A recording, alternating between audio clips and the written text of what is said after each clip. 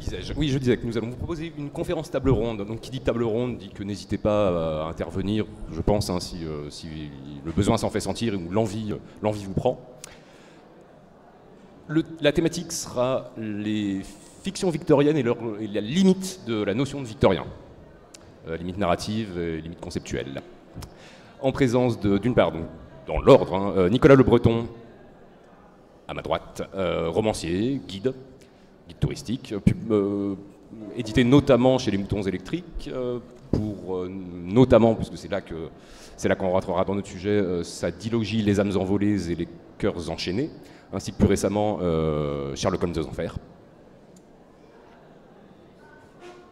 À ma droite directe, Nicolas Fructus, illustrateur, BDiste, grand connaisseur notamment des thématiques Lovecraftiennes, si je ne m'abuse, dont on parlera à un moment ou un autre certainement, ainsi que d'univers steampunk, chronique disons, qui a notamment collaboré avec Alexandro Jodorowsky, si je ne dis pas de bêtises. Oui, tout à fait. Ouais.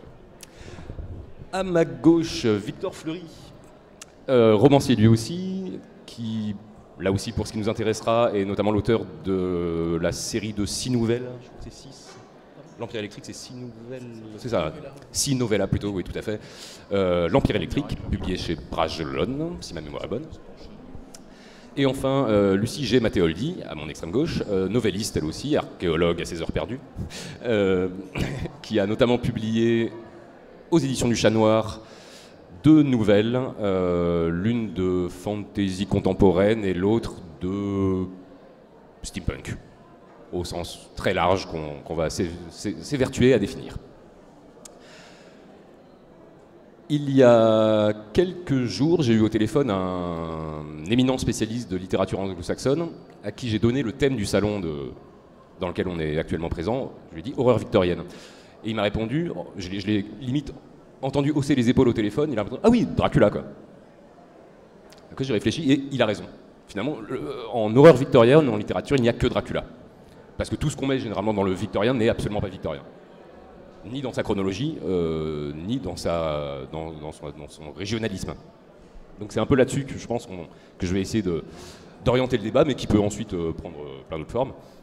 Donc on ne va pas s'embêter à ergoter sur les questions de fiction victorienne, Gaslamp ou Gaslight Fantasy, horreur victorienne, Victorian Fantasy à l'anglaise comme l'utilisaient les créateurs du steampunk, ni d'ailleurs sur les questions steampunk, dieselpunk, atompunk, etc. Parce que ce genre d'étiquetage a déjà été à mon avis pas mal fait, c'est pas forcément là qu'on aura beaucoup de choses de nouveau à apporter, mais plus donc sur les limites et les flous de la notion fiction victorienne. Donc on va évidemment distinguer, mais ça se fera naturellement, les fictions victoriennes, donc au sens avec des guillemets, des divers auteurs qui ont pu écrire, on va dire, entre le roman gothique à la fin du XVIIIe siècle et le début du XXe siècle, avec des auteurs comme Machen, Lovecraft, sur lesquels on reviendra vaguement. Donc tous ceux qu'on dit de façon un petit peu douteuse victoriens, mais qui ne le sont finalement que très peu.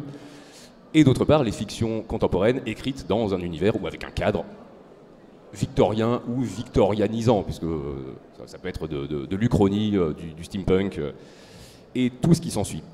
Et donc pour lancer un peu le débat, je vais commencer à demander un peu à tous autour de la table, en tant qu'illustrateur ou en tant qu'auteur, est-ce que vous utiliseriez, est-ce que vous vous reconnaîtriez, vous, dans le terme victorien par rapport à votre travail?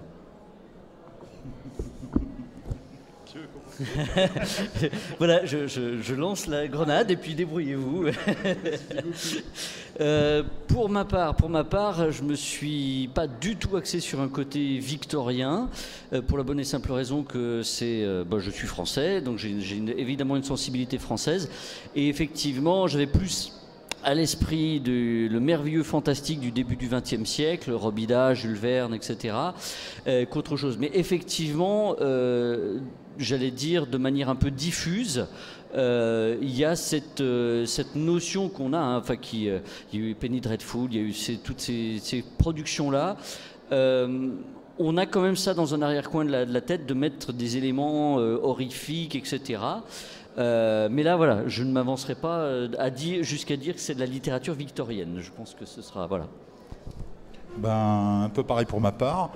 Je vais revenir quand même sur ma définition du victorien. On va reprendre sur base historique. Pour moi, c'est très clairement l'exposition de 1850 à Londres, exposition universelle, qui met en place avec le Palais des Glaces et toute l'exposition ce que l'on appelle tous les axes de ce que peut être le victorien, dans le gigantisme, dans l'industriel, et finalement pas du tout dans la licence poétique.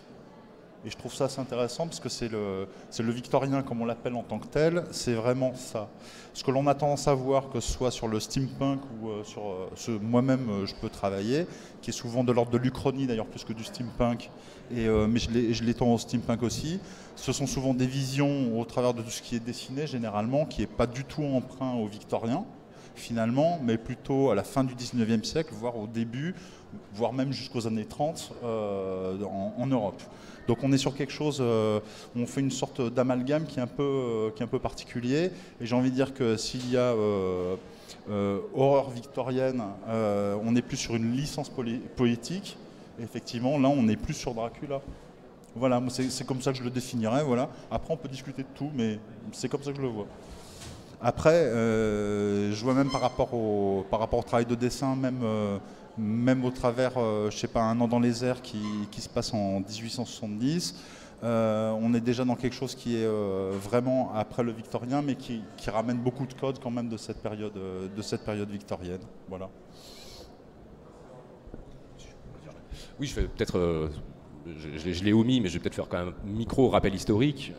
Victoria, la reine Victoria pour le coup, monte sur le trône en 1837, elle meurt en 1901.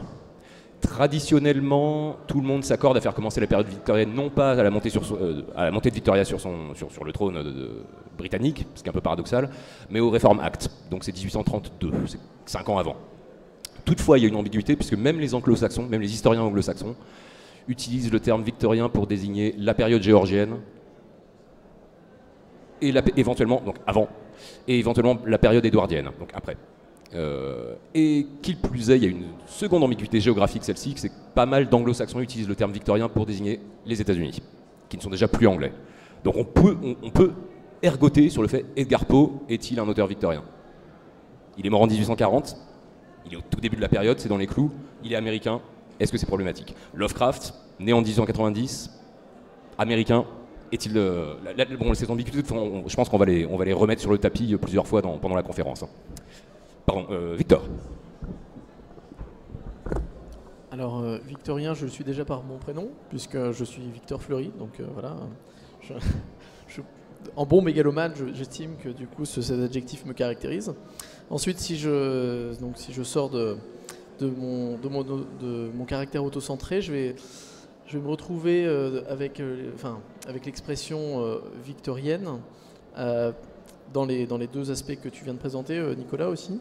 C'est-à-dire le côté horreur. Oui, il y a de l'horreur victorienne dans ce que je fais, notamment dans l'Empire électrique, où la deuxième novella est consacrée à Frankenstein. Alors attention, Frankenstein n'est pas de l'horreur victorienne, mais comme je transpose mon Frankenstein, en fait mon Frankenstein et moi, c'est le docteur Mark Frankenstein, qui est le petit-fils de Victor Frankenstein, mort depuis longtemps. Et Mark Frankenstein vit en 1886, donc nous sommes dans une époque qu'on pourrait qualifier de victorienne, sauf que moi, comme Nicolas, eh bien j'ai un steampunk français, donc on est dans un univers où Napoléon a gagné ses guerres, et donc l'Europe entière est française.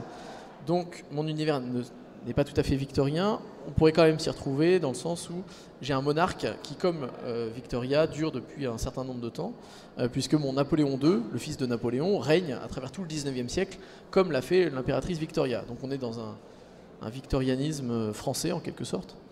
Après, pour ce qui est de l'horreur, donc ce nouveau Frankenstein est bien sûr inspiré de tout ce qui est roman noir horrifique de la fin du 19e siècle, donc pourrait rejoindre ce terme. Et puis pour ce qui est de la grandeur des réalisations industrielles, là donc une nouvelle acceptation du terme. On est en plein dedans puisque l'une de mes novellas, la première, se déroule pendant une exposition universelle où des monuments incroyables sont érigés temporairement. Par exemple, on voit le pavillon français qui est une reproduction en acier de la pyramide de Mykérinos, version voilà, 1 sur 1. On voit le pavillon, on voit à Lyon, Lyon qui est donc l'empire la capitale de l'empire électrique. La colline de Fourvière, si vous la connaissez, a été coupée en deux et un système d'écluse amène l'eau au sommet de la colline et la fait chuter de cette colline pour produire de l'électricité, donc une composition pharaonique qui pourrait se rattacher au victorianisme. Sinon, eh bien, comme Nicolas, je suis plus dans la veine de Jules Verne, avec donc cette idéologie fin 19e, début 20e, qui est celle du progrès en marche, de la technologie qui va tout résoudre et qui obnubile et obsède complètement ses contemporains. Donc voilà, effectivement, horreur victorienne, oui, mais ce n'est qu'un reflet de ce que j'écris. Voilà. Alors pour ma part, en fait, ça va concerner qu'une seule demi-nouvelle qui est dans l'anthologie Montres enchantées, qui est la seule à vraiment avoir ce cadre victorien, puisque c'est une histoire qui se passe à la fin du 19e siècle en Angleterre. Donc pour le coup, je suis en plein dans les clous historiques du règne du Victoria. Mais toutes les péripéties qui vont arriver à mes personnages n'ont pas grand-chose à voir avec le cadre historique, puisque c'est une réécriture du mythe d'Orphée et d'Eurydice, et que quasiment tout ce qui va se passer va tourner autour de ce mythe. Donc je traîne plus dans la mythologie, la mythologie grecque appliquée avec quelques éléments steampunk, de la machinerie un peu bizarre, un peu steampunk en fait, avec des boulons, des fils de cuivre dans tous les sens, pour faire mon aspect fictionnel, mon aspect un peu horrifique. Mais en soi, est-ce que je qualifierais pour autant cette nouvelle de nouvelle victorienne ? Non, parce que c'est pas comme ça que je l'ai pensée, c'est pas comme ça que je l'ai écrite, et c'est pas comme ça qu'elle est présentée dans le recueil aussi. C'est vraiment un cadre, parce que je sais pas pourquoi ce cadre, il m'apparaissait tout seul, comme ça. Et donc non, je m'inscris pas dans la littérature victorienne volontairement. Après, oui, strictement, je suis en Angleterre à la fin du 19e siècle.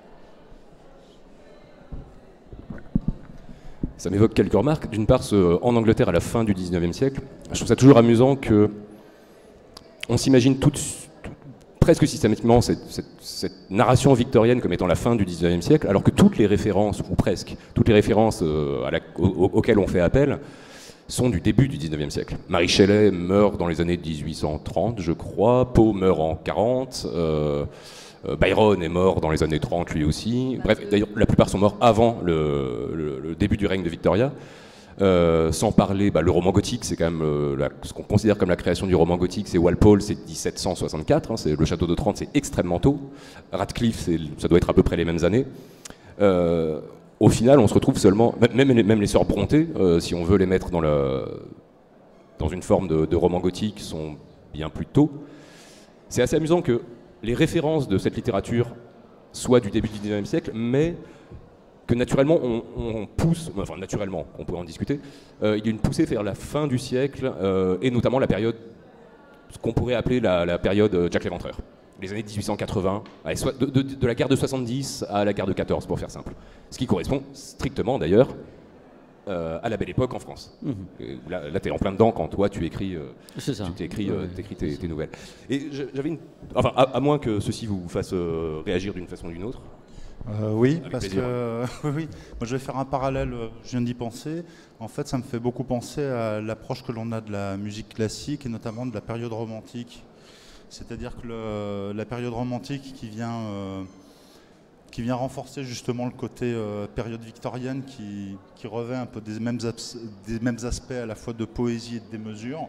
C'est-à-dire où il y a à la fois un accroissement profond de la taille des orchestres, de la puissance de jeu, d'interprétation et de composition, et des types de composition où vraiment la réforme musicale romantique, en fait, elle se passe plutôt à la fin du XVIIIe siècle. En fait, ça démarre dès la fin du XVIIIe siècle.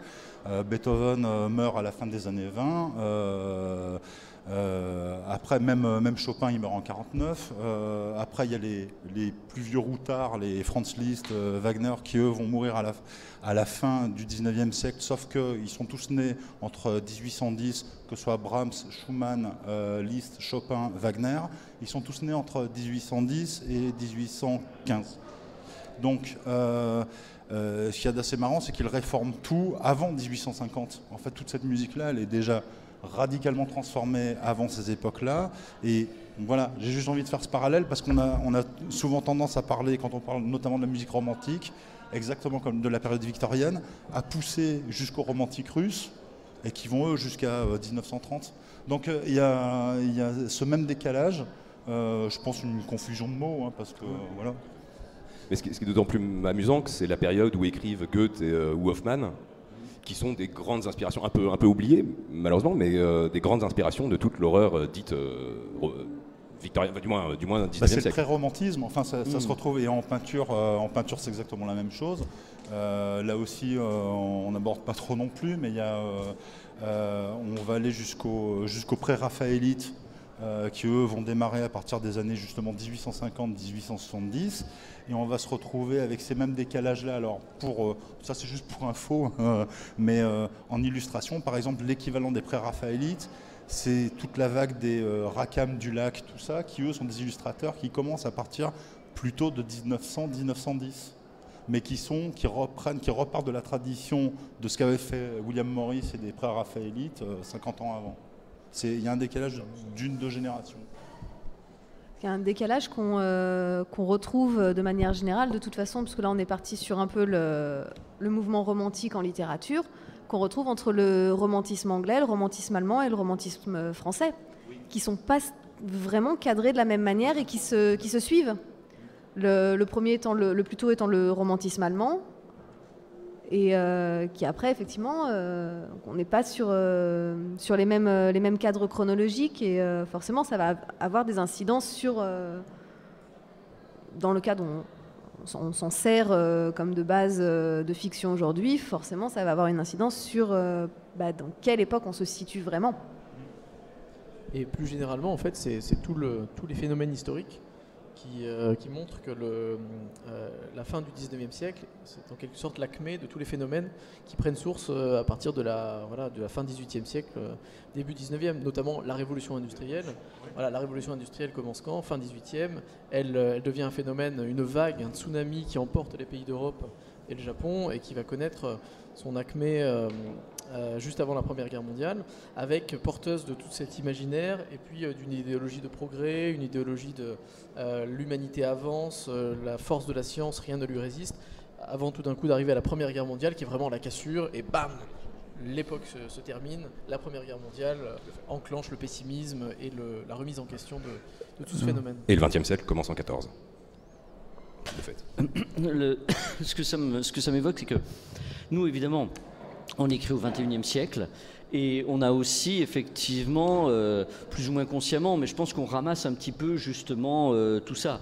On va ramasser tout ça, et il va y avoir, on va ratisser assez large du roman gothique justement jusqu'au début du XXe siècle, le roman populaire, etc. Et je pense que, moi personnellement, je me suis pas mal dirigé vers ce genre d'amalgame, mais qui rejoint tout à fait aussi les grandes passions de la fin du XIXe siècle, l'éclectisme, où on va recycler tous les styles existants, etc. On est aussi un peu dans ce gloubi-boulga, à certains moments, je pense, ça se retrouve.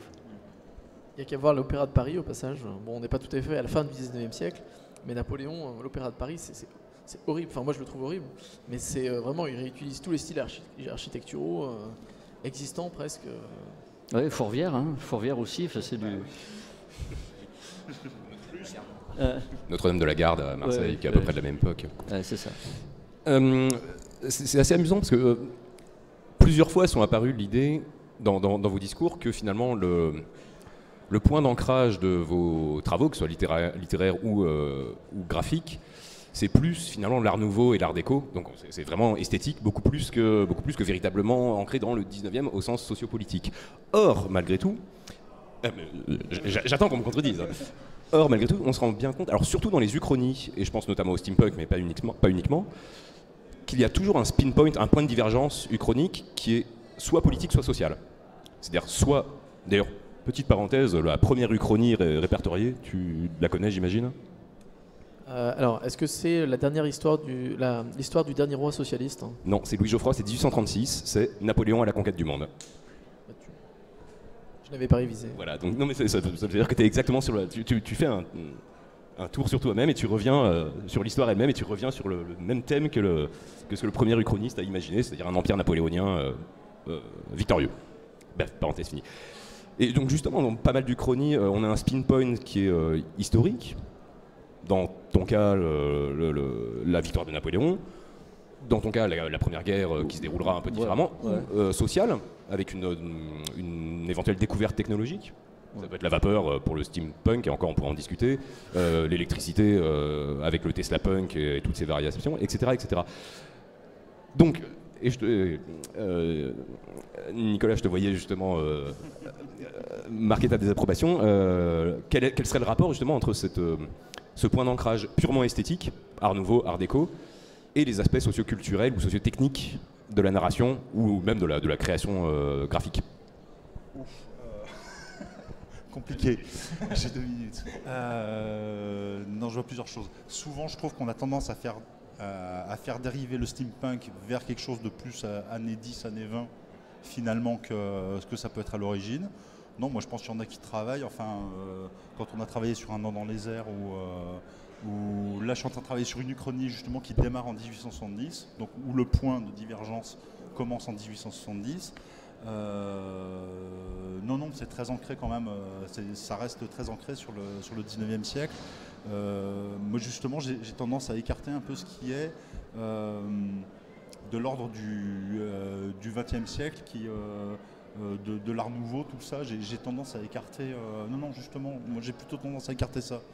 J'aurais plus mes références, ce que tu disais, hein, sur moi le point d'ancrage, c'est plutôt Jules Verne. C'est plutôt, on reste ancré dans une histoire 19e siècle, et à un moment dans ce 19e siècle, il y a un point technologique qui fait qu'il y a un bond. Ce bond, c'est l'équivalent aujourd'hui de ce que l'on appellerait de l'anticipation. C'est-à-dire de dire, on essaie de voir à 20 ans ce qui va se passer. Jules Verne, il écrivait des choses qui, à 20 ans, allaient se passer, et en le prenant en exemple, et en se disant, comment je fais dévier le monde avec ça? Il prend un point et il regarde comment ça bouge après. Et moi, c'est ça qui m'attire le plus. Sur la façon dont ça se déphase aussi, là, ce qu'on a oublié de dire aussi, c'est même avant 14, c'est la guerre de 1870, hein, qui est avec la guerre de sécession, qui sont les deux vraies boucheries modernes qui permettent de poser les jalons de la boucherie 14-18. Mais il y a tout le côté expérimental de la guerre et de la chefferie politique aussi pour arriver à ses fins à cette période-là, qui trace quand même tout le XXe siècle derrière. Donc je pense, moi je trouve que les points d'ancrage, ils sont quand même bien 19e. Moi, je reste convaincu par ça, et que même visuellement, je me sens plus proche de ce qui a été produit justement au 19e siècle, pour montrer l'uchronie, le décalage ou le steampunk ou ce qu'on veut, beaucoup plus que des relectures qui ont été faites plus du XXe siècle, dont je me sens beaucoup plus loin finalement. Oui, j'ajouterais dans les grandes boucheries aussi, même avant la guerre de 1870, il y a celle de Napoléon III, il y a la guerre de Crimée, et surtout il y a celle d'Italie du Nord, les champs de bataille d'Italie du Nord, puisque c'est là qu'est notamment créée la Croix-Rouge, c'est pas un hasard. Si Dunant crée la Croix-Rouge en 1868, je crois, un truc comme ça, c'est parce qu'il a vu les champs de bataille de Napoléon III qui étaient des carnages, et la guerre de 70 n'a pas encore démarré, donc même si ça se joue à 2 ans près. Ce ne sont que des répétitions finalement parce que finalement la Première Guerre mondiale, elle va impacter tous les peuples. Disons que après la guerre de 1870, après la guerre de Crimée, l'idéologie persiste, le peuple y croit, tout le monde y croit, on va de l'avant. Alors que vraiment la Première Guerre mondiale va détruire, va être un peu comme la Shoah pour la Seconde Guerre mondiale, va être un argument puissant pour dire non, le progrès scientifique n'est pas forcément synonyme de progrès social, de progrès humaniste, de progrès économique. Et, voilà. Encore hier soir, j'avais une discussion où on rappelait que Fritz Haber, qui a quand même eu le prix Nobel de chimie en 1919, je crois, est aussi le mec qui a inventé le gaz moutarde. Et il a eu le prix Nobel pour des apports agricoles. Donc on est vraiment toute cette espèce de dichotomie. Le zyklon B peut-il être utilisé pour trucider des insectes? Oui, mais pas que. Les 30 années suivantes le montrent. Oui, au sujet de cette question d'esthétique, alors c'est vrai que moi j'étais à la fois donc, sur ce côté...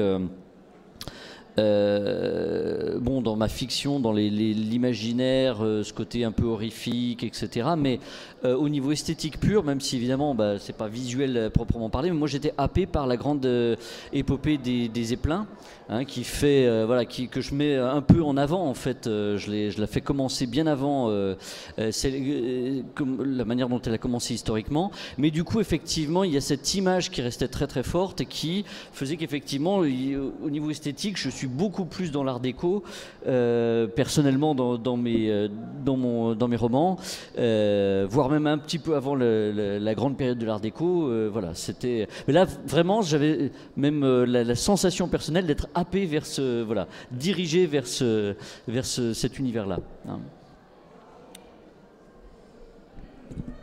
Alors, effectivement, sur l'esthétique. L'esthétique 19e, esthétique 19e, esthétique steampunk, en fait, c'est vraiment là-dessus que j'ai travaillé dans le cadre de ma nouvelle pour lui donner un aspect justement steampunk. Mais toute historienne et archéologue que je sois, j'avoue complètement que c'est sur un 19e fantasmé que j'ai écrit. Sur du grand lambris, des grandes bibliothèques lambrissées en bois, des appliques électriques qui fonctionnent pas tout à fait bien, sur du mobilier, mobilier dit 19e, il faut bien mettre des grosses guillemets dessus. Puisque c'est vraiment cet aspect-là qui m'intéressait.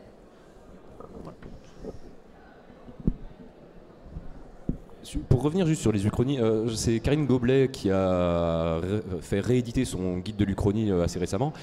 De mémoire, elle répertorie les types uchroniques, c'est-à-dire quels sont les spin points qui donnent les points de bascule, les points de divergence qui donnent une uchronie. Et dans son répertoire, elle se rend compte que, d'une part, les deux premières guerres mondiales sont le terrain favori. L'analyse est facile, ce sont les deux derniers grands traumatismes à l'échelle globale. Puis vient justement le 19e siècle. Alors notamment avec le steampunk, et si la vapeur avait été utilisée, quoiqu'une fois de plus, en fait il y a très peu de vapeur dans le steampunk, paradoxalement, si l'électricité, si Nikola Tesla, etc., etc. Et ensuite, beaucoup plus loin, on a les uchronies de l'ordre de et si César n'avait pas été assassiné, et si Vercingétorix avait gagné à Alésia, etc. Et une bête question, et ça c'est plus un avis que je vous demande, pourquoi est-ce que ce victorien, selon vous, serait en troisième position, alors qu'on pourrait imaginer plein de choses au XVIIe siècle, au XVIIIe siècle, au XVIe, au Moyen-Âge, la guerre de 100 ans, si elle ne se déroule pas comme elle. Avez-vous une idée sur cette question ? C'est très naïf comme question. Parce moi, que spontanément, je dirais, la grosse difficulté, c'est que si on dit si le nez de Cléopâtre avait été différent, les conséquences sont tellement incalculables en fait, je pense qu'au-delà d'un certain horizon ça devient tellement complexe que ou alors on décide puis on place ça 2000 ans plus tard et puis on imagine complètement un autre monde, etc. C'est pas impossible, mais effectivement si on veut tenir vraiment des fils un peu historiques vis-à-vis de tenir un peu une fiction par rapport aux réalités historiques d'une certaine époque, plus on s'éloigne, plus ça devient difficile. Et je pense qu'effectivement, il y a deux aspects. Il y a le côté donc de distance qu'il faut pouvoir gérer. Et puis, mais ça, on en avait déjà débattu à d'autres occasions, il y a le côté âge d'or. Je pense aussi qu'il y a ce côté âge d'or du 19e siècle, qui fait que pour les puissances occidentales, en tous les cas, c'est une période où on était top of the world, quoi. Hein, donc c'était... il y a quand même un aspect nostalgique qu'il ne faut pas éluder. Alors après ça, ce qui est intéressant, mais c'est un autre débat, c'est de pouvoir justement montrer tous les craquements et le coût social, le coût colonial qu'il peut y avoir dans cet âge d'or entre guillemets. Et à mon sens, c'est ce qui est intéressant parce que justement, on ne peut pas écrire du Jules Verne, on ne peut pas écrire comme un auteur de l'époque. Et le bon steampunk, à mon sens, c'est celui justement qui a conscience que le public est poussé vers le public, ou en tout cas quelques personnes, peut-être une majorité de personnes, sont poussées inconsciemment vers cette période justement par nostalgie, et essayer de montrer qu'en fait cette période, on n'a pas du tout à être nostalgique de cette période, parce que c'est là que se terrent aussi tous les côtés négatifs de notre société qui se sont développés par la suite.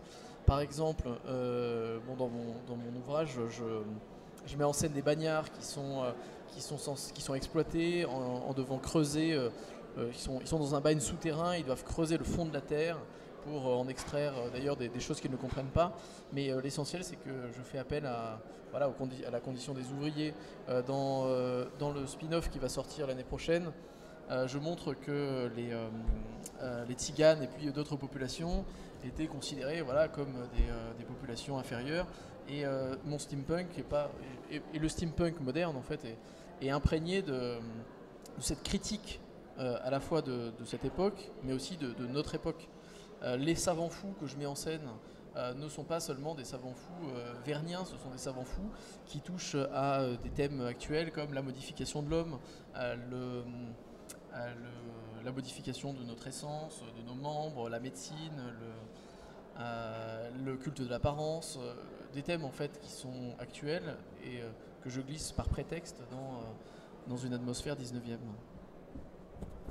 Alors je rebondirai parce que ce qui est intéressant dans les personnages d'horreur d'une certaine littérature fantastique anglaise du 19e siècle, et notamment de la période victorienne, c'est souvent qu'ils sont extrêmement transgressifs. Dracula, c'est la transgression par excellence. Jekyll et Hyde, c'est de la transgression. Ça semble une évidence. Or, tous ces personnages, même Frankenstein a un côté extrêmement transgressif, tous ces personnages repris au XXe siècle dans un contexte de littérature contemporaine, peuvent-ils encore avoir une position transgressive ? Le mythe du Prométhée moderne de Frankenstein, quand on fait de la SF avec une intelligence artificielle qui devient moque, il est beaucoup moins pertinent. Au final, c'est le même.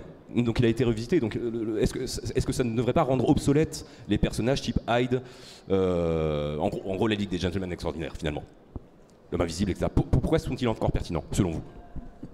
Le sont-ils d'ailleurs ? Après, pour moi, ils sont complètement pertinents dans le sens où le Frankenstein, c'est la lutte entre l'homme et la mort, entre sa propre finitude, la lutte entre l'homme et puis sa place dans le monde, et puis c'est la vision. Puis il est toujours aussi pertinent dans le sens aussi où c'est la vision d'une femme, puisque c'est une grande écrivaine, Mary Shelley, et en fait notre monde a toujours des difficultés avec ça. Donc rien que par son origine, en fait, ce livre est toujours pertinent. Alors moi je trouve que c'est pertinent, mais pour d'autres raisons que toi. Je pense que tous ces personnages-là ont été cristallisés. C'est pas tant le discours qu'ils portent, les combats qu'ils sont censés décrire ou leur transgression qui a un impact. C'est juste le personnage en lui-même qui a tellement été cristallisé qu'aujourd'hui, la simple mention de Dracula, de Frankenstein ou de Dr. Jekyll dans un roman va lui donner tout de suite une couleur, une teinte, 19e / steampunk si vous voulez, qui fait qu'en fait on n'a même pas besoin d'aller vraiment plus loin dans le détail. Ils se sont... Oui, je pense que le bon terme c'est vraiment... Ils ont cristallisé une idée, une époque, et ils arrivent à colorer un récit juste par leur simple présence. Et j'irais même plus loin en rajoutant qu'en fait Lovecraft tombe dans le même cas selon moi, quasiment. Ah ouais, là je suis. Ça va être compliqué, là. On va pas s'entendre. C'est pas tant quand on qualifie quelque chose de Lovecraftien, c'est pas tant parce que ça répond au principe d'écriture de Lovecraft, mais à l'image qu'on s'est fait de Lovecraft. Mm-hmm. Et du coup, même combat pour Jekyll, Dracula et autres. En gros, on est passé de personnage à mythologème quasiment.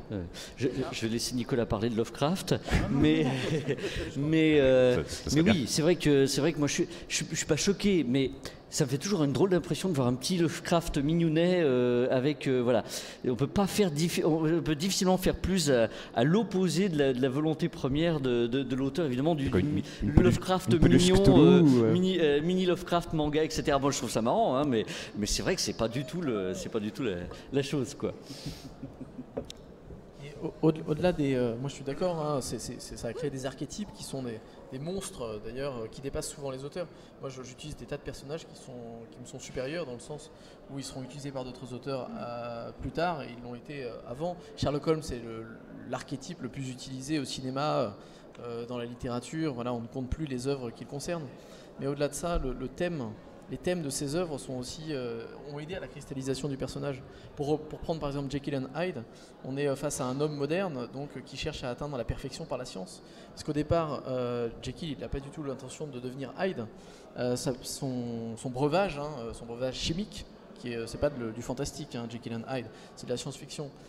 Jekyll cherche à développer un breuvage chimique qui va le transformer en la version idéalisée de lui-même. C'est-à-dire qu'il est censé devenir un sur-Jekyll en buvant cette potion. Et au lieu de devenir un sur-Jekyll, il devient Hyde, c'est-à-dire la version au contraire horrifique de lui-même, qui concentre tous ses mauvais côtés. Et je trouve qu'il y a une analogie incroyable à faire avec tous les entrepreneurs de la Silicon Valley qui nous annoncent un futur merveilleux où on va pouvoir payer avec sa main, avoir une intelligence développée, des membres cybernétiques. Mais voilà, Jekyll and Hyde nous rappelle que lorsqu'on veut faire l'ange, on fait la bête, et que c'est toujours le cas aujourd'hui en fait. Ouais. Donc j'ai rien à rajouter. Sinon si juste pour rebondir là-dessus et sur l'idée des personnages ou des histoires qui traitent de ces personnages qui vont finalement bien plus loin que leurs auteurs, c'est-à-dire qui deviennent des concepts eux-mêmes, comme Ulysse a pu l'être. Enfin voilà, on est dans ces mêmes gradations. En même temps, je pense que les transcriptions modernes de justement de toute cette période, de tout le 19e siècle et du début du 20e siècle, moi je retrouve en fait exactement la même chose aussi, mais avec un vrai décalage sur des auteurs comme Greg Egan, Ken Liu, c'est-à-dire sur de l'anticipation ou de la science-fiction beaucoup plus dure. C'est-à-dire quelque chose qui pousse beaucoup plus, c'est-à-dire qui est là pour pousser les concepts, comme tous les curseurs de ces concepts avaient été poussés à l'époque pour expliquer Frankenstein, pour expliquer Dracula et toutes ces choses-là. Et je trouve que là, je suis aussi puissamment d'accord quand tu parlais de passéisme et de côté, on est un peu dans une ancienne gloriole européenne toute puissante.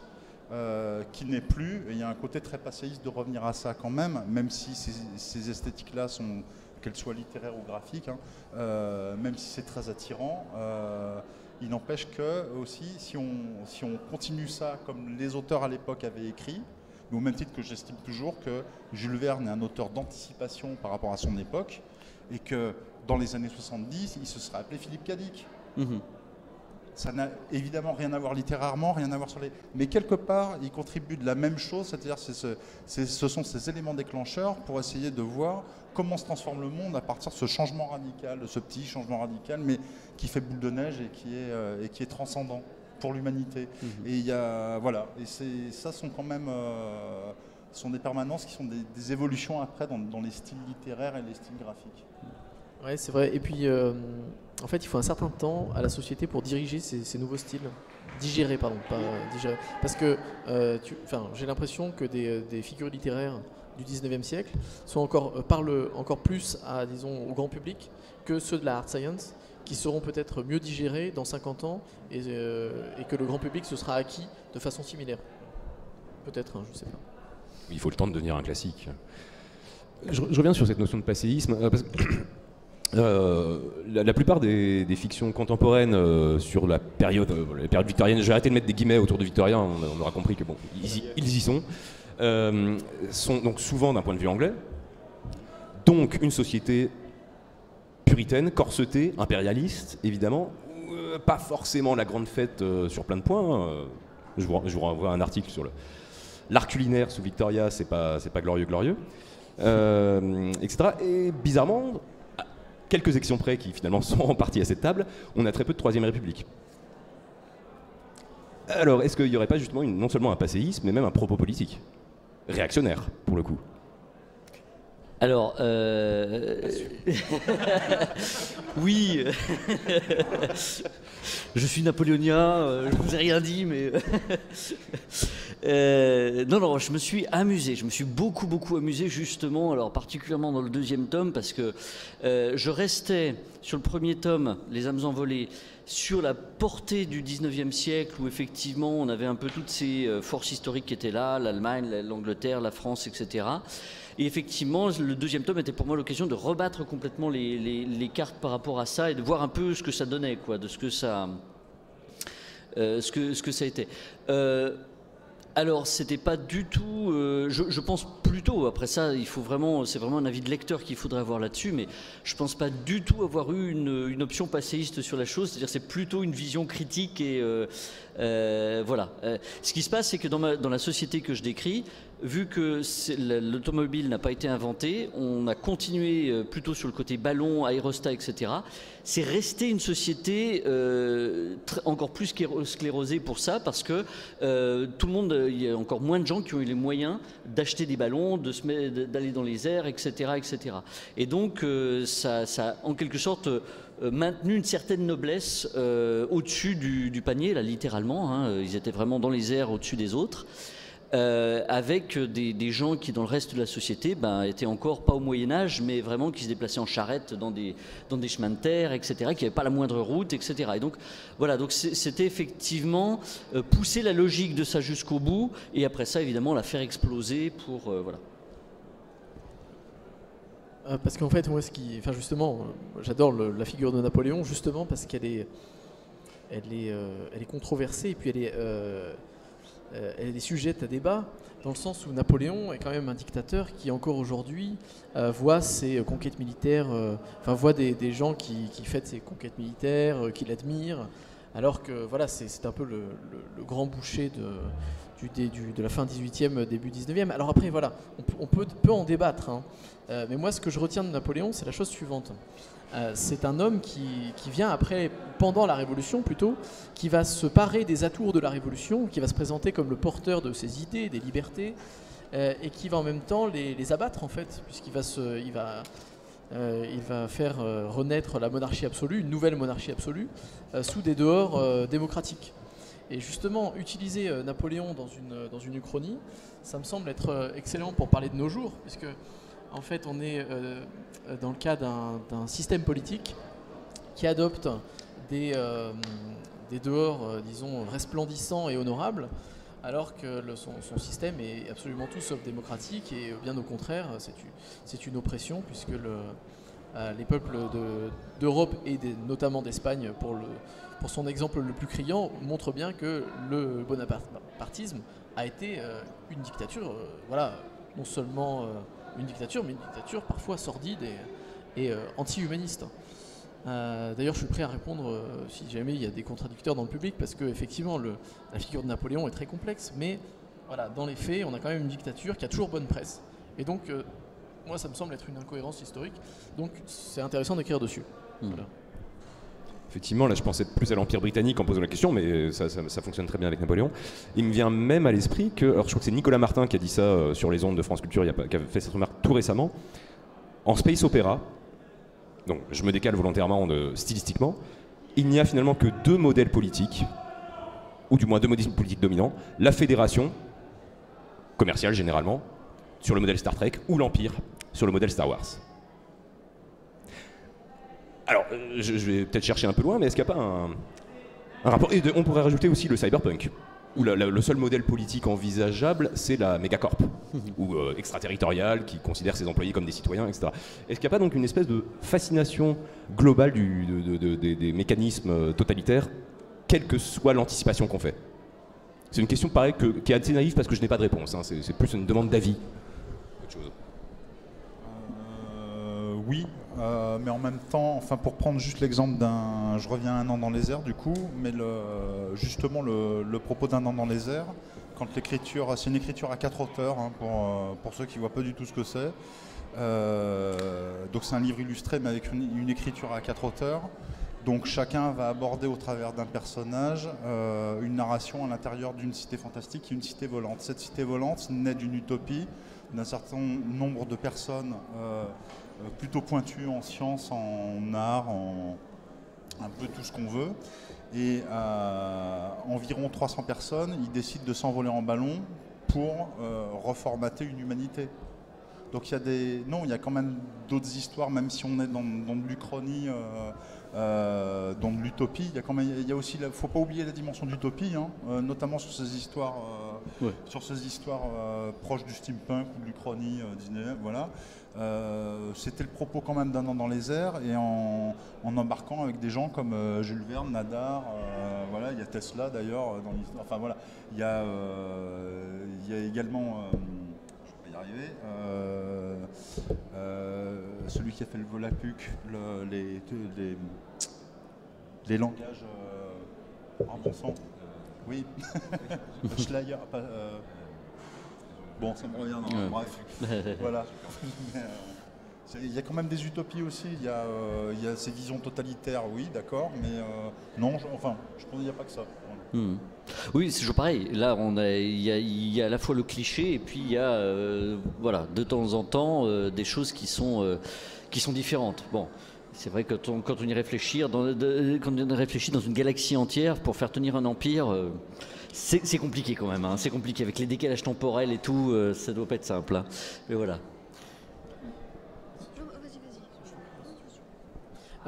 Oui, parce que du coup, moi, je reviens sur Star Trek et Star Wars, et du coup, en tant que geek absolu, je sais pas si j'ai le droit de me parler de ce titre, mais il y a quand même l'Ancienne République. Et en fait, ce qui est intéressant, c'est de voir justement le dysfonctionnement d'une république, puisqu'une république à l'échelle des galactiques ne peut pas fonctionner, parce que au départ, si on fouille dans l'histoire de Star Wars qui a inventé George Lucas, chaque planète a son représentant, mais du coup ça fait des millions de représentants, donc on ne peut pas faire un Sénat galactique avec des millions de représentants. Du coup, les représentants finissent par représenter des systèmes solaires, puis après des districts entiers de la galaxie. Donc en fait, quand on commence la prélogie de George Lucas, chaque sénateur représente des milliards de concitoyens, et du coup on a une démocratie sclérosée, bureaucratique, et je trouve que c'est une très bonne critique, une très bonne vision critique de la démocratie, à savoir quel est son fonctionnement et comment est-ce qu'elle peut dysfonctionner. Je pense qu'on est en plein dedans, alors pas forcément pour les mêmes raisons, mais il faut se rappeler qu'avant la Révolution française, à peu près tous les géopoliticiens un peu sérieux pensaient qu'une démocratie n'était pas possible à l'échelle d'un pays comme la France. Que forcément, une démocratie avec des millions de concitoyens allait mener à une tyrannie, ou alors à une démocratie dévoyée. La démocratie, au XVIIIe siècle, est considérée comme un système politique qui peut tenir à l'échelle d'une cité, voire d'un canton suisse. Hein. Enfin, ça ne s'appelait pas les cantons à l'époque, mais d'une petite entité. À partir du moment où la démocratie est partagée à un plus grand nombre, elle dérape. Et juste pour dire pourquoi elle n'est pas plus présente, la démocratie, peut-être en steampunk et autres, c'est que généralement on emploie un système qu'on aime à dénoncer, et que du coup employer la démocratie ou des utopies qu'on veut dénoncer, c'est à faire subtilement, parce qu'à critiquer les défauts de la démocratie, si on est maladroit, on se retrouve à critiquer la démocratie, ce qui n'est pas un propos très intelligent. Et du coup, je pense que pour bien le faire, c'est pas forcément dans le steampunk qu'on peut le faire. Moi, je conseillerais plutôt des ouvrages comme Alain Damasio, il le fait très bien dans La zone du dehors. Pour moi, c'est le 1984 de notre époque. Alain Damasio, c'est une démocratie, certes, mais qui est dirigée par les sondages, par la tyrannie de la majorité. Et en fait, c'est une démocratie poussée à l'extrême qui tombe du coup dans des travers qui sont un peu ceux de notre époque. Et là, c'est une vraie critique intelligente de la démocratie. Non, parce qu'en fait, ce que je voulais dire, c'était exactement ton dernier point sur justement ce qui est intéressant dans l'écriture d'univers ou de monde totalitaire, c'est qu'effectivement, ils sont là pour être démontés et pour souvent instaurer un système beaucoup plus libertaire derrière. Donc, c'est juste ça.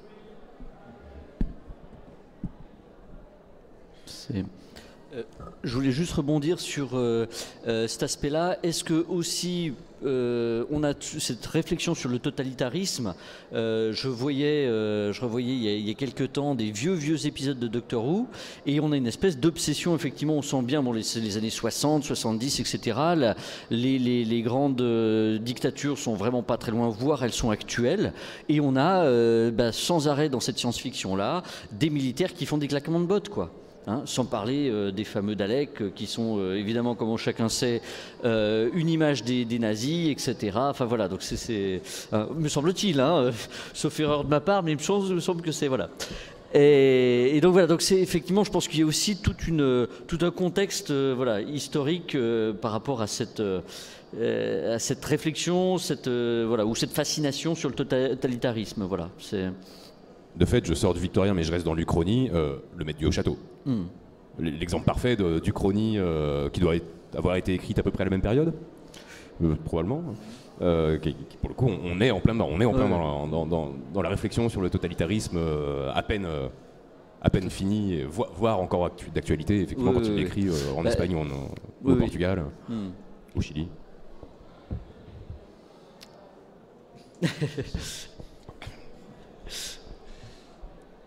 J'avais une question un peu perverse à vous poser.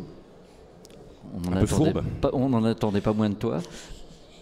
Dans l'Uchronie, est-ce qu'il n'y a pas un problème moral au point de vue de l'historien, j'entends, à essayer de revoir le passé, à essayer d'imaginer le spin point, le point de divergence? J'entends par là, n'y a-t-il pas une espèce de candeur à vouloir imaginer que l'histoire est faite par des grands hommes ou des grandes révolutions? Donc en gros, mettre de côté tout l'héritage de l'histoire des annales qui s'est faite par les grands historiens depuis le début du XXe siècle. Alors, ta question, elle est peut-être perverse, mais elle me va tout à fait. Parce que moi, justement, tout l'intérêt que j'ai eu, tout ce qui m'a passionné dans le fait d'écrire mon diptyque, ça a été justement de voir comment l'accidentel se sépare des lignes de fond, en fait. Alors, c'est bien évidemment illusoire, hein, on ne peut jamais vraiment savoir comment les choses vont se diriger, mais moi, c'est ce qui me semblait. Il y avait à la fois les grandes forces historiques, il y a les grands blocs, les grandes nations, etc. Bon, mon point de divergence, c'est Napoléon III, hein, mais c'est un point de divergence principalement technologique. Voilà, le choix de ne pas faire d'automobile, et de ne pas faire d'abord de chemin de fer, puis par corollaire de ne pas faire d'automobile. Mais derrière, moi, ce qui m'intéressait, c'était qu'effectivement, il y avait les grands ensembles, les grandes forces. La guerre de 70 était là, la Première Guerre mondiale était là, mais derrière, au fur et à mesure, il y avait les actions des hommes, il y avait les actions individuelles qui étaient là, qui, voilà, dans ce contexte qui technologiquement s'éloignait de ce qu'on connaît de plus en plus, et ben comment l'un et l'autre jouaient sur le récit, quoi, sur l'évolution du monde. Voilà. Alors après ça, c'est un choix, et puis voilà. C'est intéressant à faire, c'est un jeu intellectuel, mais effectivement, voilà, ça sert une histoire. Ça sert une histoire, le but étant effectivement de faire au final un récit, quoi, qui donc n'est qu'un récit possible parmi des tas d'autres. Oui, moi, ça me semble quand même un jeu intéressant. Alors en fait, métaphysiquement, en fait, on a deux choix. Soit on est déterministe total, on estime que notre environnement en fait est complètement déterminé. Nous sommes des amas de chimie moléculaire et en fait, toute notre existence est déjà écrite, puisque voilà, les essentialistes, notre existence est déjà déterminée, puisqu'en fait, on ne fera que réagir à des stimuli extérieurs, et notre propre code génétique, notre propre composition chimique est déjà une réaction à un stimuli extérieur. Et donc du coup, en fait, je vis ma vie, mais je n'ai aucune réelle prise sur ma vie, puisque en fait, tous les espaces de liberté que je pense avoir ne sont qu'en fait que des illusions, puisqu'en fait, ma liberté n'est qu'ignorance. C'est-à-dire qu'en fait, je me pense libre quand j'ignore en fait mon déterminisme. Par exemple, je sais pas. J'ai été élevé et j'ai mangé de la soupe tous les matins, et j'ai l'impression d'être libre parce que je choisis de manger de la soupe. C'est basique, hein, comme exemple, mais c'est pour donner une image un peu plus terre à terre. Je mange de la soupe et je n'ai pas conscience que en fait, je choisis de manger la soupe parce que j'ai été élevé comme ça. Mais ça marche à tous les niveaux, moléculaire, sociétal, etc., génétique. Soit on estime que quelque part, eh bien, on a dans notre mécanisme biologique là, à l'intérieur du cerveau, on a la capacité de se déterminer soi-même, de choisir. Et donc là, tout devient possible. Et à ce moment-là, l'Uchronie est non seulement un exercice amusant, mais également un art qui porte en lui l'espoir, puisque ça veut dire que l'homme peut décider sa destinée, peut prendre en main son futur. Et voilà. Alors juste, avant de passer la parole à Nicolas, je voulais juste parler d'un livre qui était vraiment très bien, j'ai oublié d'en parler tout à l'heure. C'est l'histoire du dernier roi socialiste. C'est en réponse à ta question, parce que c'est de George Orwell. Et en fait, c'est génial parce que ça imagine que les révolutions de 1848 en Europe ont débouché sur des révolutions socialistes, donc partout. Et donc en fait, le modèle dominant qui se développe est une sorte de modèle socialiste, mais au 19e siècle. Et en fait, on voit qu'il produit des inégalités différentes de celles du modèle capitaliste au 19e siècle, mais qui provoquent quand même des révolutions. Et en fait, on a une sorte de révolution de 1917 qui est une révolution capitaliste contre un modèle socialiste, où on voit en fait que les grands courants ne servent que de prétexte à des affrontements entre des groupes de personnes qui sont dominantes et dominées, en fait. Voilà, c'est intéressant. Mais du coup, moi, je pense qu'il y a encore une troisième voie à tout ça. Je pense que celui qui répond le mieux à ta question, c'est Poul Anderson. Je recherchais le titre parce que c'est la patrouille du temps. C'est le principe de la patrouille du temps. La patrouille du temps, il faut s'imaginer, c'est quasiment le principe Terminator. Ce sont des gens dans un futur proche qui sont appelés par des humains d'un futur encore plus éloigné, qui eux sont devenus tellement perchés que l'on n'arrive même pas à mesurer les enjeux de leur puissance ou de leur décalage humain, sinon qui sont censés être issus de l'humanité. Et qu'ils savent que eux, pour survivre, ils ont besoin de modifier certains aspects de l'histoire qui ont pu se passer de la naissance de l'humanité jusqu'à cette nouvelle existence humaine. Et donc ils utilisent des personnes à différentes époques qui sont des sortes d'espions rétroactifs et qui partent en mission de façon à rectifier des choses. Sauf que Poul Anderson pose un certain nombre de principes, un peu comme Asimov avec les robots, mais lui il le pose avec la notion de temps et la notion de changement d'histoire. L'une des premières questions, c'est de dire, bon bah ok, si vous avez des gus, si vous n'aimez pas trop les massacres, pourquoi vous ne prenez pas un sniper et puis on va buter Hitler, puis on se passe de 60 millions de morts et puis on passe à autre chose. Et Poul Anderson pose tout de suite, il arrête tout de suite le discours de est-ce que c'est l'homme qui fait l'histoire ou l'histoire qui produit l'homme qui va faire ces choses-là. Il répond par les deux et cette synthèse fait une troisième chose. Il y a une sorte d'analyse comme ça qui est de dire, voilà, vous avez des continuités, il y a des continuités historiques, vous pouvez buter un tel, vous butez Hitler, vous allez avoir le second qui va se pointer, qui va faire exactement le même boulot, un peu différemment évidemment. Il y aura peut-être 45 millions de morts et pas 60 millions, mais il y en aura peut-être 100 millions. Donc là-dessus, il dit très clairement, ça ne change rien, que vous ayez 45 millions ou 100 millions, quelque part ça va changer les équilibres. Alors ça ne va pas changer les mêmes équilibres, mais ça va les changer.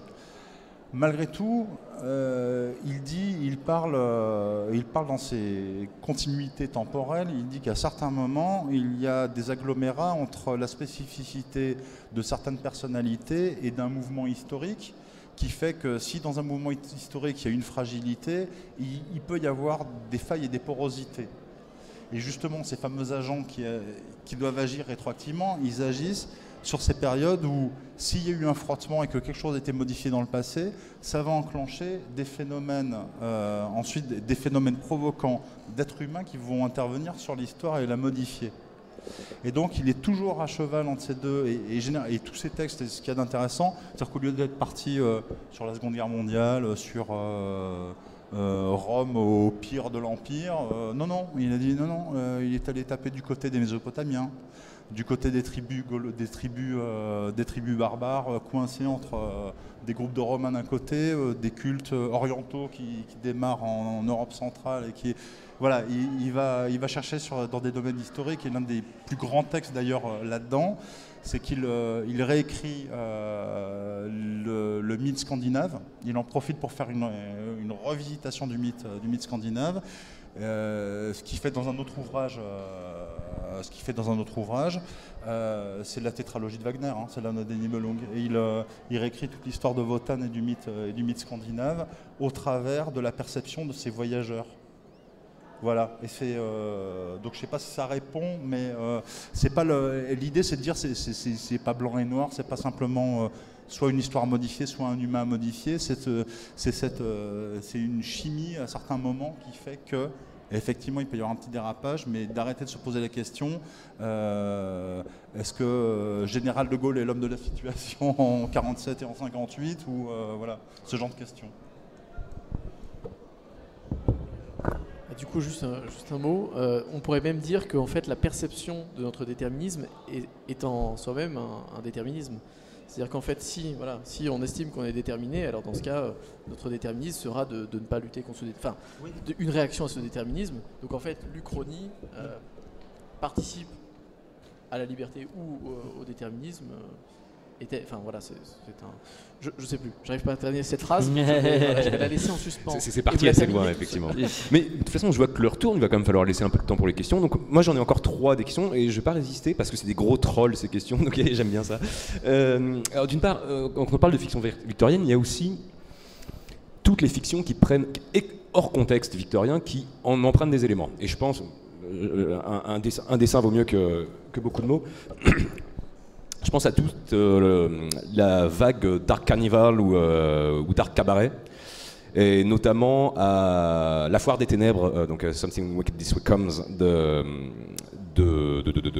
Ray Bradbury, qui se passe dans les années 70, puisque l'action est censée se passer au moment où il écrit, donc fin des années 70 je dirais, mais qui utilise tout ce décorum de foire aux monstres, de tente rouge et blanche, un peu décrépite, de musique d'orgue de barbarie, de maître de cérémonie avec chapeau haute forme, etc. etc.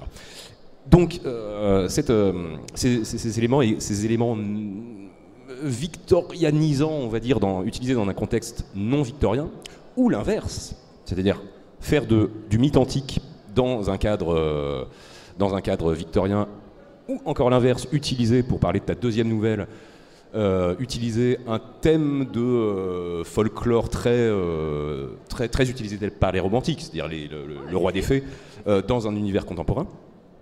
Est-ce que tout ça, finalement, ne peut pas faire venir à la conclusion que l'habillage victorien, toujours avec des guillemets, de toute cette littérature, design artistique, cinéma, etc., est-ce que c'est pas tout simplement un argument, un pur argument esthétique, gratuit ?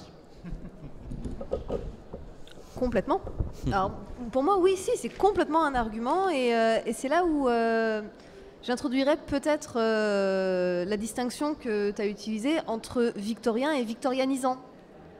Victorianisant qui effectivement a ses couleurs victoriennes, mais on n'est pas dans l'époque victorienne, on n'est pas dans un cadre géographique et historique correct, mais effectivement on a des éléments qui donnent cette couleur. Donc oui, pour moi c'est un argument, l'esthétique, on a beau être sur de la littérature, on fait appel à des images mentales chez les lecteurs, donc on crée des images chez eux, donc effectivement on tresse. Oui, on peut tresser aussi, hein, mais on dresse une esthétique à travers nos descriptions, à travers les ambiances qu'on donne. Donc oui, ça peut être juste un argument. Oui, je serais tout à fait d'accord, d'autant plus que le steampunk est déjà une esthétique depuis des années. C'est-à-dire que moi, personnellement, quand je suis arrivé, quand on m'a dit « tu veux pas nous faire un livre steampunk », j'ai dit oui, j'ai sauté des deux pieds joints dans le projet. J'ai été laissé très très libre de tout ce que je pouvais faire dedans. Mais effectivement, on arrive avec déjà une culture visuelle qui est... pas établi, mais enfin, il y a quand même pas mal de choses qui sont déjà bien canonisées, voilà, qui sont et ce qui peut être intéressant justement à partir de là, ça peut être aussi de rebondir et de retrouver des raisons à tel aspect esthétique, etc.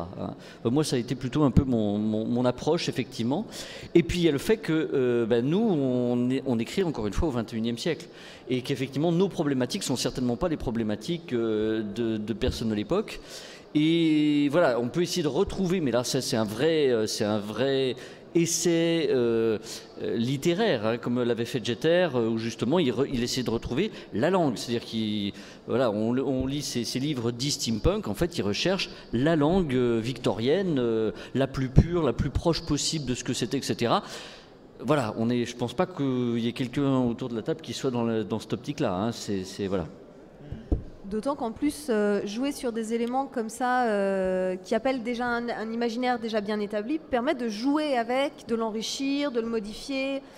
Je prends l'exemple quand tu mentionnais ma nouvelle sur les fées dans Bal masqué. Quand je parle d'une ronde des fées, clairement, il n'y a pas besoin d'aller chercher très loin. Tout le monde a une image précise en tête de ce qu'est une ronde de fées. Après, quand je commence à donner un petit élément précis sur cette ronde de fées, tout de suite, je vais jouer avec cette image, lui donner un côté un peu plus trash en l'occurrence, parce qu'elles ont, mes fées ont les pieds complètement déchirés et sanglants. Mais justement, j'ai pas besoin de décrire la ronde de fées. Rien que l'utilisation du terme va créer une image, et après, je peux rajouter des éléments dessus qui vont me permettre de jouer avec les codes. Moi, je suis pas tout à fait d'accord, dans le sens où l'image n'est pas anodine. On choisit l'image justement parce qu'elle est déjà porteuse d'un message et d'un sens. L'époque, on l'a vu, hein, les thèmes abordés sont déjà porteurs de sens. Et du coup, si je veux dénoncer l'illusion d'amélioration technologique qui serait forcément synonyme d'amélioration sociétale et économique, et je vais taper chez Jules Verne parce que c'est justement le porteur de cette idéologie. Et du coup, en réutilisant les signaux qu'il emploie, je les attaque en même temps. Ou alors, si je veux parler de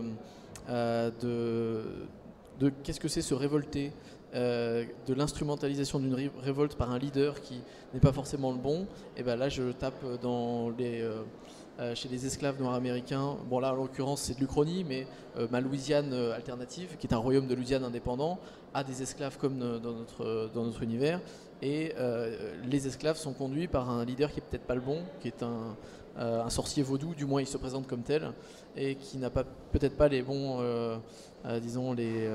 les bonnes raisons pour se lancer dans ce combat. Et aujourd'hui encore, on a des situations comme ça, mais cette situation qui est extrême, qui est historique et qui fait appel à des images, va porter mon propos et va me permettre de le mener plus loin peut-être. Voilà. Donc non, pour moi, la couverture a un sens. Voilà. Juste légèrement rebondir, en fait, c'est qu'aussi là on est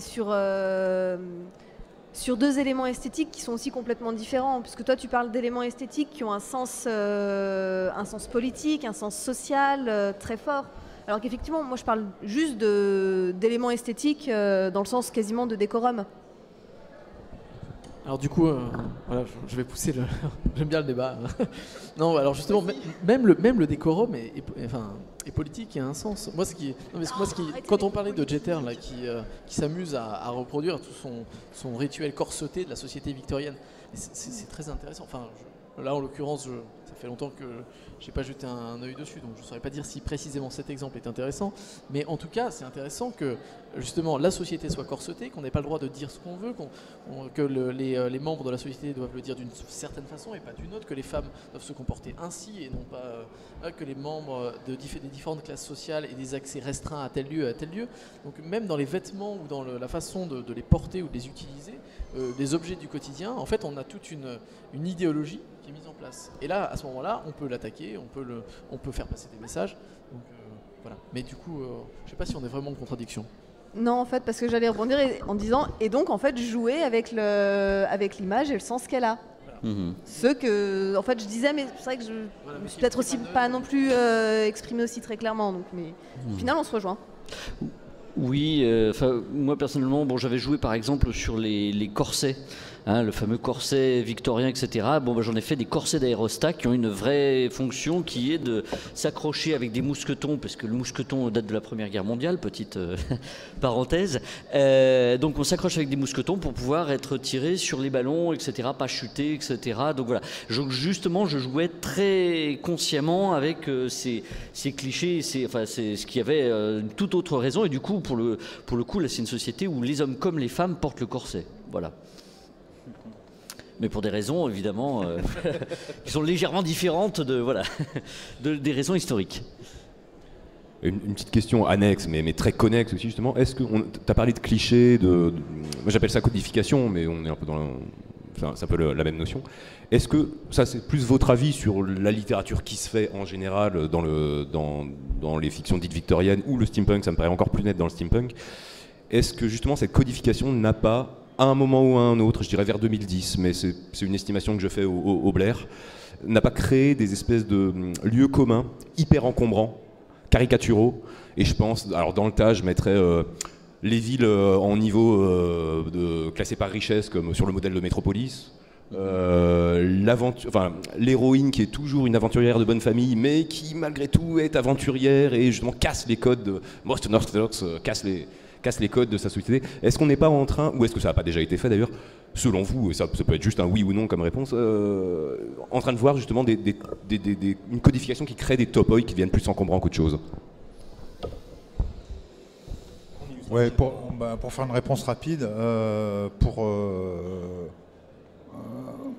compléter ta question, je pense qu'il faut voir que c'est à la fois il y a des images issues des univers steampunk et tout ça, mais il y a des images de la littérature, du film, du jeu, beaucoup de jeux. Et c'est un peu, pour faire un rapide parallèle, c'est un peu comme la façon dont les univers Lovecraftiens sont traduits graphiquement. Et tu peux jamais détacher ça du fait que des films sont faits avec des visions de monstruosités tentaculaires et de choses comme ça qui s'appellent pas forcément Lovecraft, mais qui sont directement connexes à ça.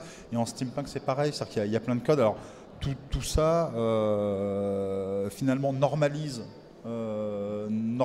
ça fait une sorte de pensée commune. Donc ça génère une espèce de licence, au même titre que je trouve qu'aujourd'hui il existe une forme de licence Lovecraftienne.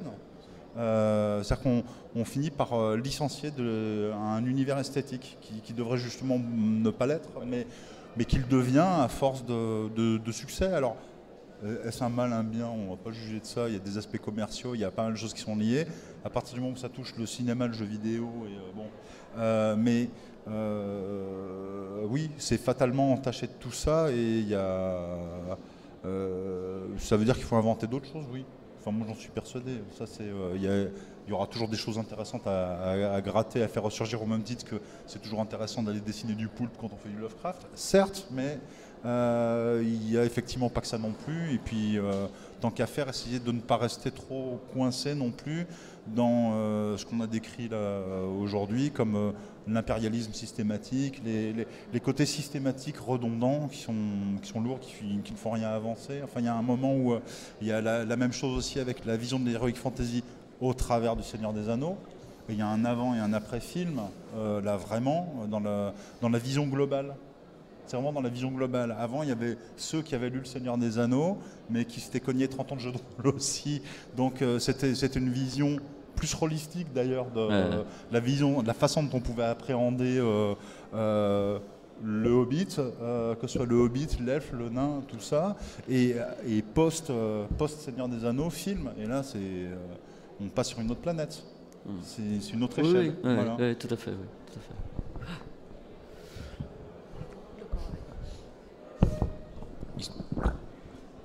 Juste à savoir si c'est encombrant, la codification, puisque c'est une bonne question. En fait, à partir du moment où on est conscient que ces images sont porteuses de sens, on peut les utiliser, à contrario ou pas. Et comme disait Nicolas, on n'est pas obligé de les réutiliser. Au contraire, ça doit nous encourager à être dans le mélange. Le steampunk, au départ, c'est une blague. On met des tas de choses différentes dans le même pot et puis on en sort quelque chose de nouveau. Bon, a priori, le steampunk ne sert pas à réutiliser quelque chose d'existant. Donc il est amené à se renouveler constamment. Oui, je pensais par exemple au steampunk, le mélange steampunk fantasy qui était où on voit des oreilles d'elfes avec tous des rouages, etc. pour donner dans les Enfin, je pensais que ça faisait partie des zones où ça s'échappait un petit peu, dans les dernières années, c'est même tôt, parce que je pense notamment au jeu de rôle Château Falkenstein. Oui, ça date des années 80 et c'est du bavarois 19e siècle avec du dragon, de l'elfe. Et finalement, quand on y pense, Les Voix d'Anubis de Tim Power, qui est censé être un des déclencheurs du steampunk, Il n'y a pas de steam, il n'y a pas de vapeur. Par contre, il y a un loup-garou, une momie égyptienne, des voyages dans le temps. Au final, on est beaucoup plus proche de ça, et c'est 1983 de mémoire. Mais j'entends, oui, mais là, enfin, là tu as toute la... Comment justement, les momies, les choses comme ça, tu rejoins justement un peu l'horreur, voilà, comment enfin, tous ces petits Penny Dreadful, etc. Voilà. Mais là, je pensais effectivement à cette fantaisie, justement, très, très actuelle, voilà. Comme le Paris des merveilles de Pierre Pével.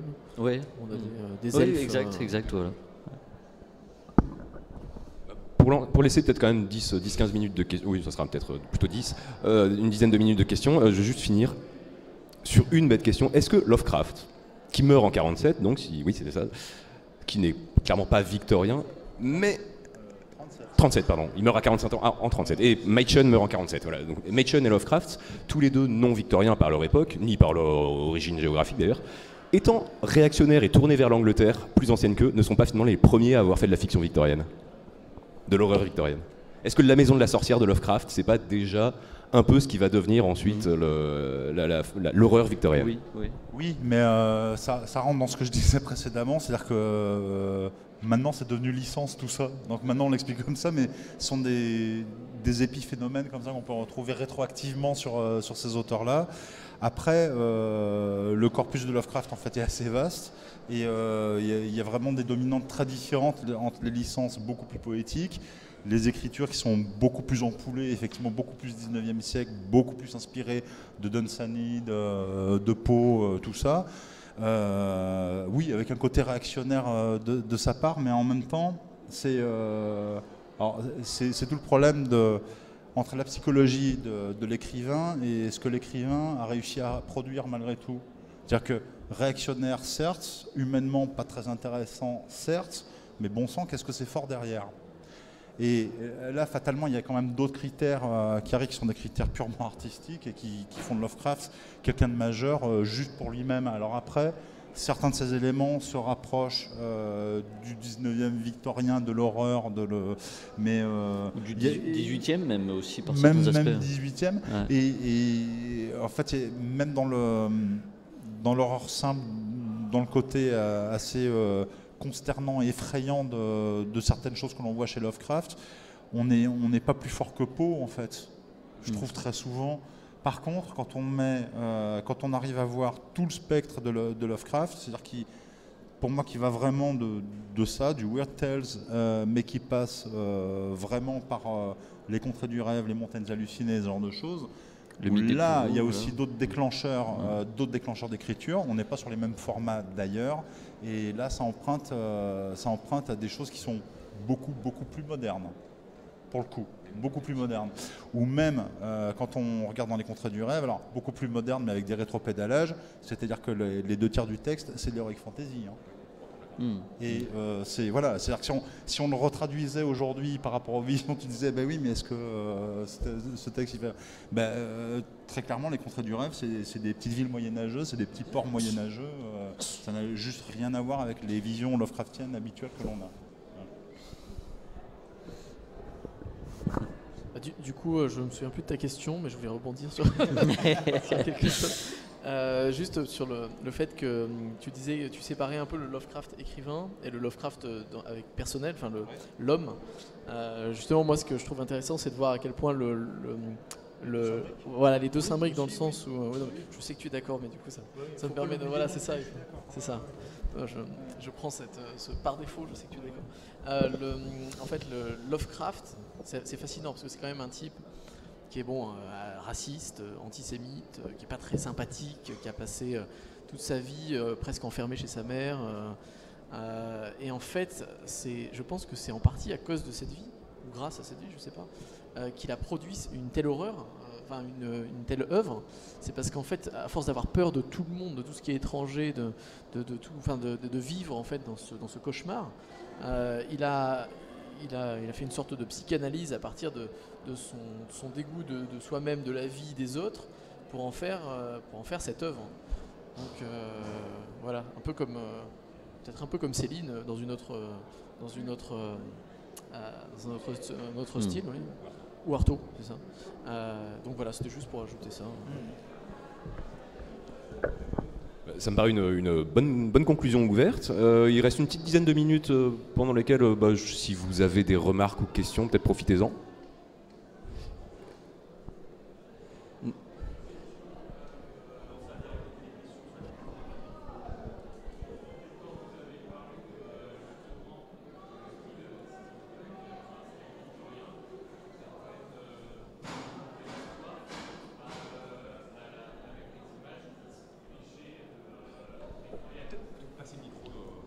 Ouais, ou viens. Ouais.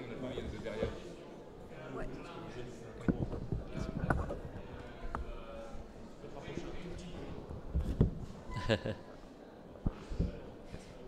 fait, la question c'était est-ce que vous connaissez des personnes, des histoires qui ont été faites à partir de l'histoire anglaise, mais réutilisées à une autre époque, genre en Renaissance ou médiévale ou autre. Est-ce que ça ferait partir du style victorien? Dans 10 minutes, en salle de conférence, commencera la conférence écriture et création de jeux de rôle avec Julien Moreau, Stéphane Gallet, Florent Maudou et Étienne Barre. Dans 10 minutes, à 17h, en salle de conférence. Merci. Merci. On n'a pas fini. En fait c'est plutôt le contraire. Hein. C'est souvent des histoires qui sont transposées à l'époque victorienne que l'inverse. Enfin, je sais pas, j'imagine. En cherchant bien, on doit bien trouver quelque part un Jack l'Éventreur mis au XVIe siècle ou au Moyen-Âge. Dracula est un bon exemple. Finalement, Dracula, on peut le foutre à toutes les sauces, ça choque personne. Ce que tu veux dire, c'est des histoires du 19e qui auraient été transposées à d'autres époques?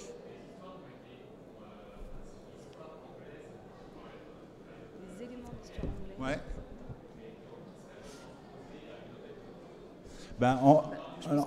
Alors, ça ne va pas tout à fait répondre à ta question, mais tu vois, pile justement dans cette tranche-là, William Morris, quand il y a la création du mouvement des pré-raphaélites et de tout ça, lui, il voue un culte à l'artisanat. Il travaille de très près, donc il travaille sur les arts décoratifs, il travaille avec beaucoup de peintres, et qu'est-ce qu'il s'ingénie à faire? C'est à faire une revisitation de toute l'Angleterre, à commencer par le Moyen-Âge. Et c'est une retraduction, tous les arts déco amenés par William Morris. C'est réutiliser tous ces codes qui vont donner ce gothique 19e réutilisé, qui est en fait issu de cette tradition de tiens, comment on va redigérer tout ça? Nous, on a eu Viollet-le-Duc.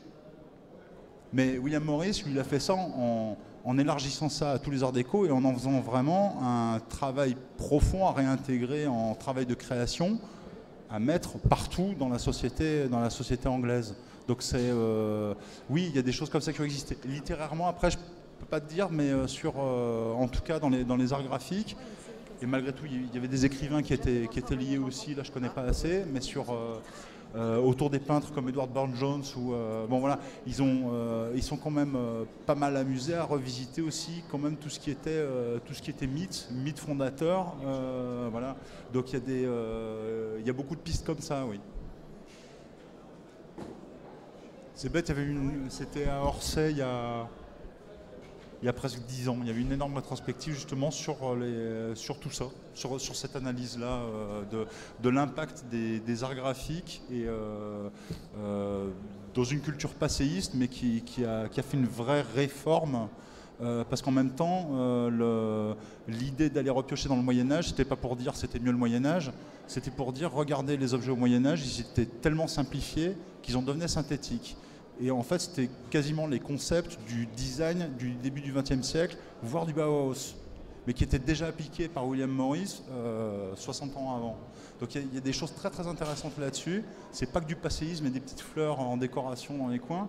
Il y avait vraiment une recherche de revenir à la simplicité qu'amenait le Moyen-Âge, et puis alors vraiment du XIIe siècle. Hein. Après, il y a toutes les dérives gothiques, mais au départ, c'est vraiment, on est plus sur du roman pur. Alors, pour le coup, c'est pas en littérature, c'est en série télé. Il y a une série qui est sortie il y a 2 ans, je crois. Je me souviens plus le titre, mais qui avait comme principe de base Jack l'Éventreur qui voyage dans le temps et qui arrive à notre époque et qui reproduit ses meurtres à notre époque. Par contre, je me souviens plus du titre de la série. Faudra voir avec des personnages. Excuse-moi, pardon. Faudra voir avec des personnages comme Joseph Merrick, Elephant Man. Est-ce qu'il n'a pas été modernisé à un moment ou à un autre? J'ai pas de référence sous la main, mais je serais pas surpris. Ou même, hein, on peut voir des personnages comme Hulk comme une revisitation de Jekyll and Hyde, même si c'est clairement appauvri, hein, parce que le Hulk, c'est une vision basique de Jekyll and Hyde. Hein. Ouais, mais tu prends... Alors là, on va vraiment être dans la pop culture, mais tu prends Hulk dans le dernier... alors non, pas dans le dernier Avenger, dans le dernier Thor, où il y a justement cet aspect du scientifique tout gringalet qui boit un truc et qui devient Hulk. Voilà, alors là, ce que je reproche un peu à Hulk, en fait, c'est surtout que en fait, le Hyde, normalement, il est plus petit que Jekyll. C'est un avorton, en fait, Hyde. C'est-à-dire, pourquoi c'est un avorton? Parce qu'en fait, Jekyll, c'est un homme valeureux, c'est un homme bon. Et en fait, sa mauvaise partie est minuscule. Et elle est laide, elle est minuscule. Donc voilà. Et en fait, bon, c'est une sorte. Là, pour le coup, la culture populaire s'est emparée de Jekyll and Hyde. Et maintenant, on est persuadé que Hyde était un monstre colossal. Non, pas du tout. Oui, même Alan Moore, dans la Ligue des Gentlemen Extraordinaires, en fait un monstre gigantesque, extrêmement fort. Alors que s'il y en a un qui a dû relire Dr. Jekyll et Mr. Hyde, et puis c'est Moore, quoi. Je veux dire, voilà. Donc il y a effectivement tout cet aspect de perception telle qu'elle est faite maintenant. C'est vrai qu'il y a je pense que c'est un point assez fondamental, c'est qu'on arrive quand même à un moment, quand on a la figure de Dracula, on n'a pas la vision de Bram Stoker. Ou alors si on l'utilise, il faut le faire consciemment. C'est un peu la problématique que j'ai eue avec Sherlock Holmes, en fait. J'ai vraiment tiré des choses que je voyais moi dans Sherlock Holmes, mais qui sont complètement éloignées de la série Sherlock, qui sont même à l'opposé de la série Sherlock, où on en a fait un sociopathe hautement fonctionnel. Voilà. La pléthore de films sur Sherlock Holmes qui a eu lieu entre les années 30 et les années 60. Ouais, c'est ça. Et donc voilà, il y a toute, mais ça on en avait déjà parlé, effectivement, il y a toute l'évolution d'une figure, voilà. Je pense qu'avant qu'on se fasse foutre dehors, je vais vous remercier de votre présence. De toute façon, si vous avez d'autres questions... Alors normalement on est tous alignés. Voilà, ils sont tous à peu près sur le même stand, ces quatre-là. Donc voilà. C'est pas dur de les retrouver tous d'un seul coup. Vous entendrez le son des chaînes, c'est-à-dire qu'on peut pas se séparer des tables, hein, on est enchaînés aux tables comme ça, et puis voilà, on attend de temps en temps une cacahuète, et puis voilà. En tout cas, merci à vous de votre présence. J'espère que ça a été un tant soit peu intéressant. Merci encore.